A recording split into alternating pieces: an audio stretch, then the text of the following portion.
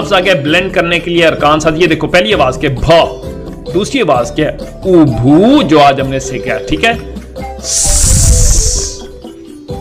आसा भूसा, ठीक है। यहां पे इसको तोड़ते हैं, देखो ये भ और ये आपका आवाज आ गई ऊ, ये होगी आसा भूसा।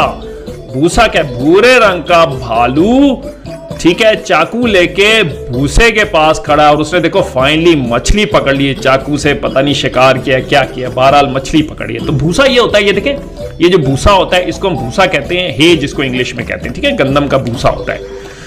अच्छा जी आगे चलते हैं। अब हमारे पास एक नया लफ्ज आके हमने ब्लेंड करना है। अच्छा जी पहली आवाज इसमें च, ठीक है, उसके बाद है ऊचू जो आज हमने सीखी, ठीक है। ये आवाज है हा, ये आवाज है हा, ये देखिए ये आवाज है, ये है ह आवाज है, ठीक है। और ये भी हुक वाली है शुरू में जाती है हा, चा ऊचू हा आहा चूहा।